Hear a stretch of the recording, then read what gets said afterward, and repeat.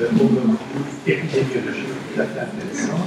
Nous allons passer maintenant à l'exposé du professeur Kedret, docteur en sociologie à l'Université de Liège. Nous allons parler du phénomène social des réticences à la vaccination, un problème dont nous avons parlé en partie dans plusieurs que nous avons parlé cet après-midi et qui est là des éléments évidemment qui suscitent des recrudescences de la maladie. Bonjour à tous.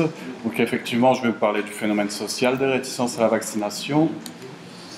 Donc pour revenir brièvement sur l'histoire de la vaccination, donc le principe de la vaccination a été découvert à la fin du XVIIIe siècle par Jenner.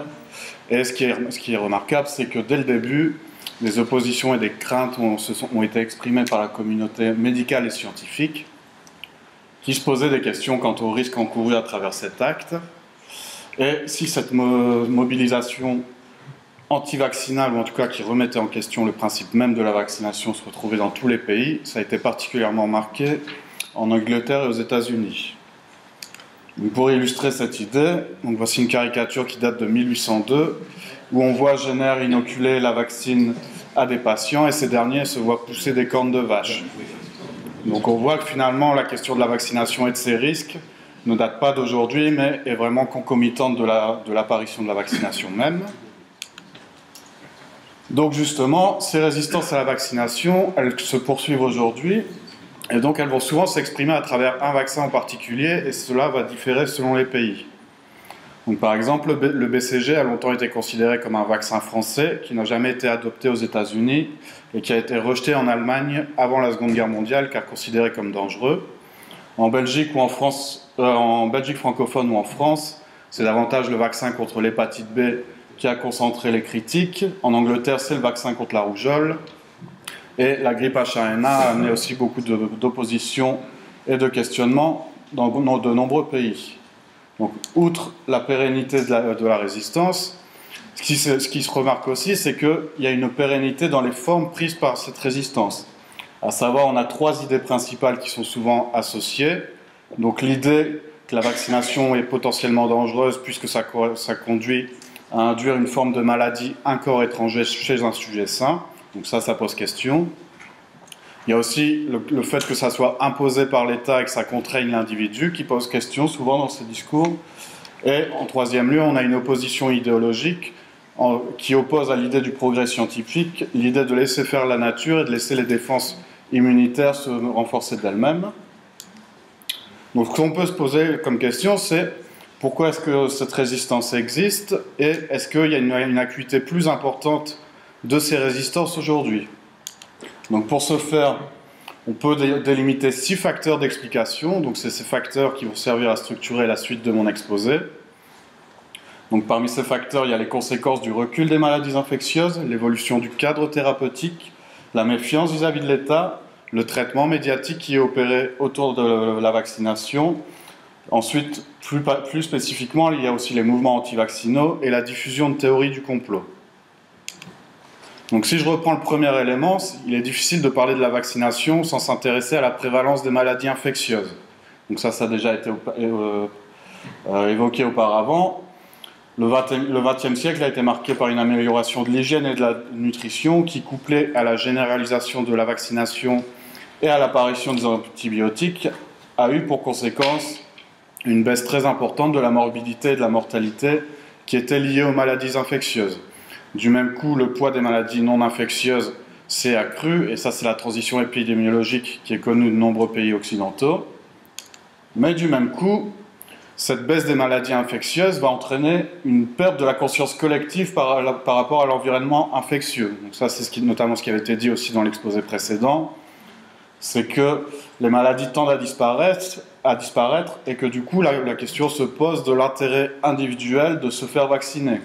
Donc ça c'est le paradoxe de la prévention, à savoir que si le bénéfice est collectif et sociétal, l'intérêt individuel lui est beaucoup plus faible.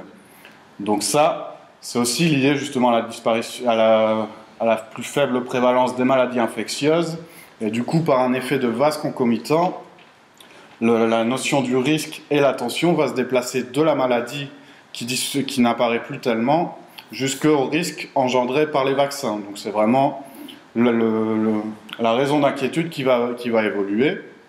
Donc ça, concrètement, ça s'est vu ces dernières années, puisque notamment le taux de couverture vaccinale tend à diminuer parfois pour certaines pathologies du fait de refus de vaccination.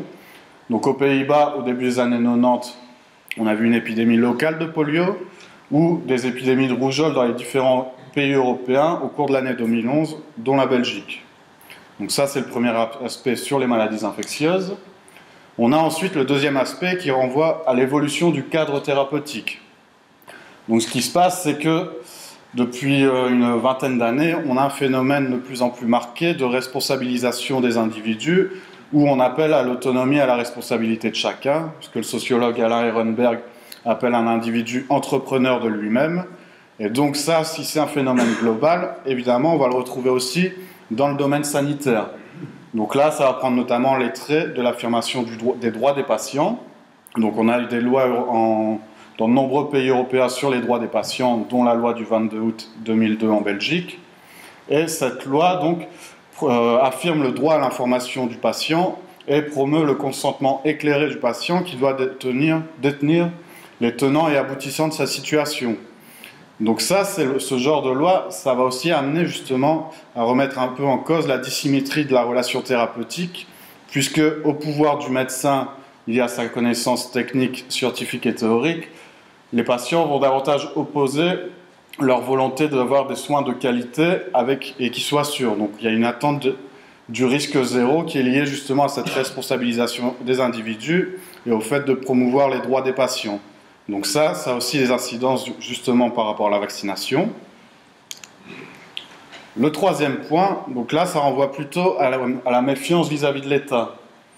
Donc là aussi, ces dernières années, des scandales sanitaires ont éclaté, donc notamment l'affaire du sang contaminé en France ou encore la maladie de la vache folle, qui ont souligné certains manquements étatiques en matière sanitaire et du coup les risques que ça peut engendrer pour la santé publique. Donc ça, associé aussi au fait que c'est une obligation de l'État pour certains vaccins, ça va faire que les contempteurs de la vaccination, eux, vont davantage opposer la revendication d'une liberté individuelle et du libre choix de se faire vacciner ou non, selon les risques encourus. Donc on voit que tous les phénomènes à chaque fois se recoupent plus ou moins. Donc quatrième point qu'on peut évoquer, c'est aussi le traitement médiatique qui va entourer justement les potentiels effets délétères des vaccins. Donc ça a aussi été abordé précédemment. Donc c'est qu'on peut apercevoir qu'on a quand même une surexposition médiatique d'effets secondaires ou de cas graves que l'on suppose parfois prématurément associés à des vaccins. Et donc le traitement médiatique va être très important sur les conséquences potentiellement délétères, donc comme la mort subite du nourrisson, l'autisme, le risque de sclérose en plaques ou le syndrome de Guillain-Barré. Et donc les médias vont beaucoup plus axer là-dessus que sur les douleurs au point d'injection ou les cas de légère fièvre, qui sont des effets secondaires qui sont beaucoup plus fréquents en cas de vaccination. Donc on a un peu un effet de loupe et de déformation qui est engendré par ces médias. Et inversement, la logique événementielle des médias, ça va aussi parfois être accusé d'entretenir une certaine psychose. Donc là, c'était notamment le cas avec la grippe H1N1, où les opposants à la vaccination regrettaient le fait que les médias en faisaient beaucoup sur le cas et donc tendaient justement à créer une psychose et à créer un phénomène, ou en tout cas à l'amplifier. Donc ça, c'était aussi des facteurs de résistance à la vaccination. Donc là, c'était les 4 grands éléments. Après, si on va plus dans des portions plus congrues, on trouve aussi des mouvements anti-vaccinaux. Donc là aussi, ce n'est pas un phénomène nouveau, ça a toujours existé. Donc leur discours, il est marqué par 5 grandes idées. Donc on a l'idée de la défense des libertés individuelles. Donc ça, c'est plutôt par rapport à l'obligation vaccinale qui peut être imposée par les États. Il y a l'idée que les vaccins seraient contre les lois de la nature, donc par rapport aux défenses immunitaires qui pourraient se renforcer d'elles-mêmes. L'idée de la dangerosité du vaccin, donc sur les effets secondaires potentiels. L'idée aussi que finalement la vaccination n'est pas la raison première de l'éradication des maladies infectieuses, mais que ça serait davantage permis par les progrès de l'hygiène. Donc ça, c'est un des éléments importants de ces mouvements anti-vaccinaux. Et dernièrement, que la vaccination serait surtout liée à des intérêts économiques, donc notamment les laboratoires pharmaceutiques, Donc ça, c'est les 5 grandes caractéristiques des mouvements anti-vaccinaux. Or, si ces mouvements ont toujours existé, ce qu'il est notable aujourd'hui, c'est justement que les nouveaux moyens de communication, et notamment Internet, ça va constituer une fenêtre d'exposition plus importante pour ces théories. Donc ce dont on se rend compte, c'est qu'on a une multiplication des sites anti-vaccinaux qui vont être toujours présentés sous couvert d'informations. Donc là, il y a des recherches qui ont été faites, je pense notamment à une recherche de 2010 de Kata, qui montrait que moins le terme dans un moteur de recherche était précis, et plus la probabilité de tomber sur un site anti-vaccination était importante.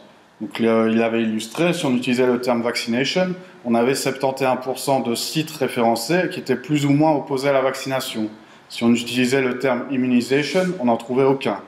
Donc ça, c'est effectivement, ça engendre aussi des disparités selon le niveau socio-économique des individus qui vont employer des termes plus ou moins précis. Et c'est d'autant plus notable que justement Internet a aussi été noté que Internet a vraiment une incidence sur le choix de la vaccination, puisque ceux qui avaient consulté les sites anti-vaccination étaient beaucoup plus sensibles justement aux effets secondaires et aux risques pour la santé liés à la vaccination, ce qui augmentait la probabilité de refuser la vaccination si on part du principe qu'on accepte la vaccination à partir du moment où les bénéfices attendus apparaissent supérieurs aux coûts engendrés.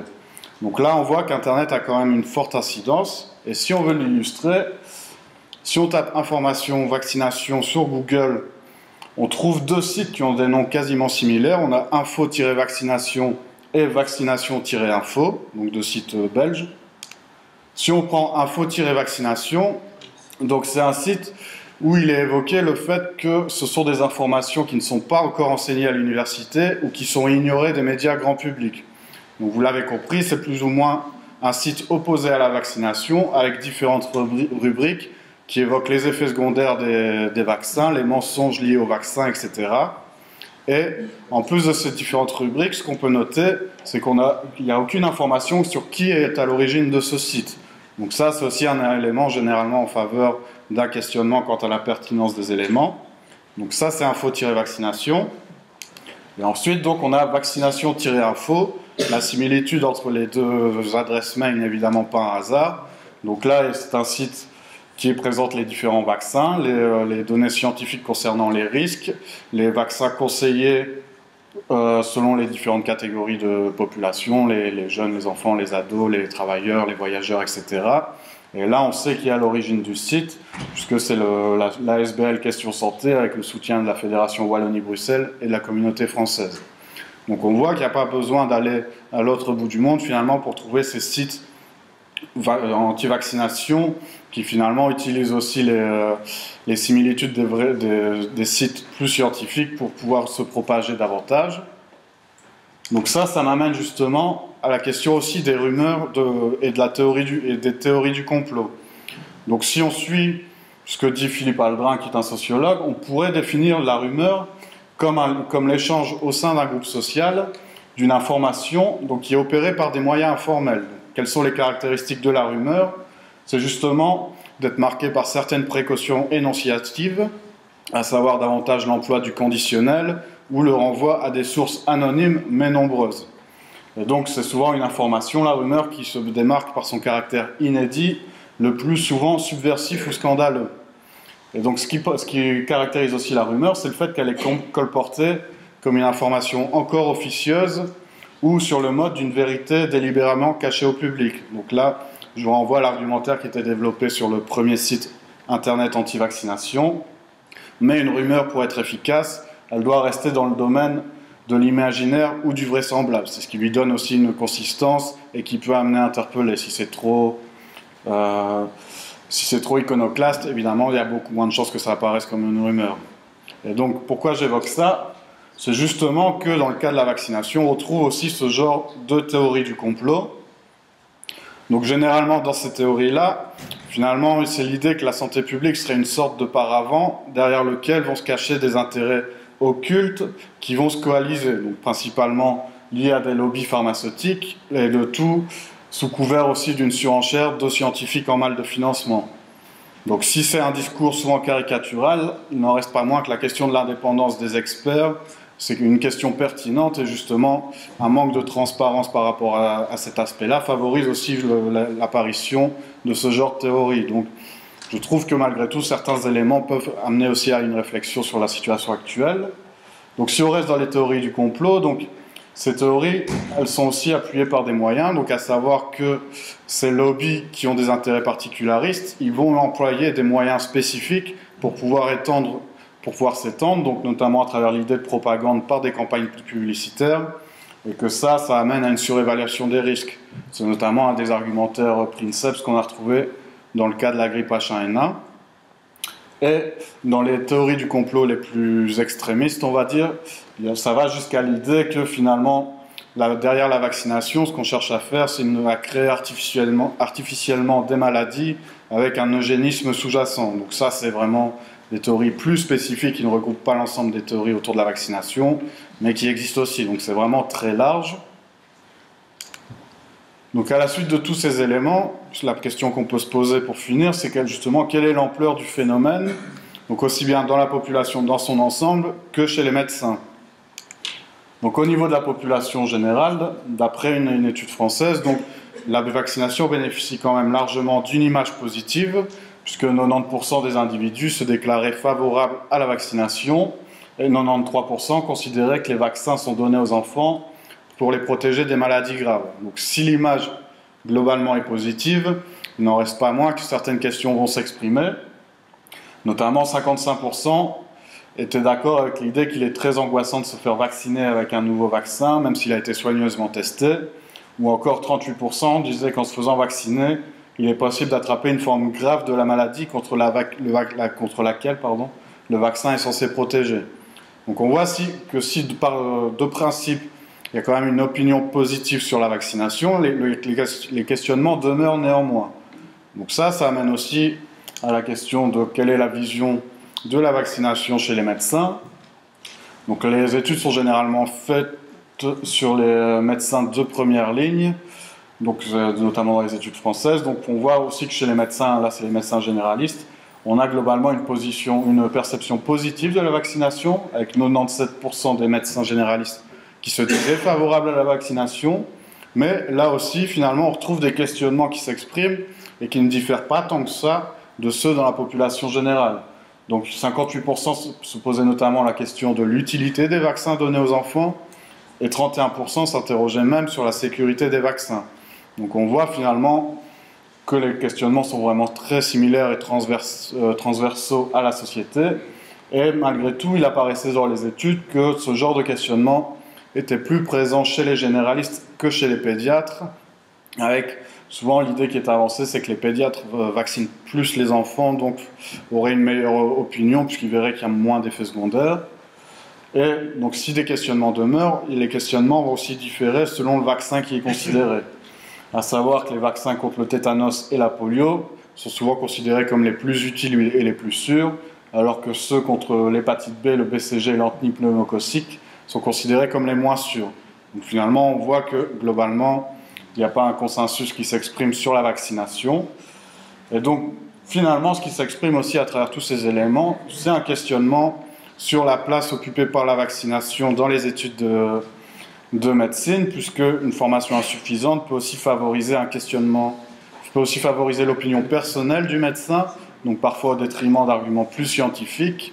Et les études dénotent souvent que les médecins, notamment les médecins généralistes, peuvent avoir quand même une action certaine sur la probabilité de se faire vacciner par la capacité justement à développer aussi un discours cohérent et argumenté scientifiquement. Donc voilà un peu.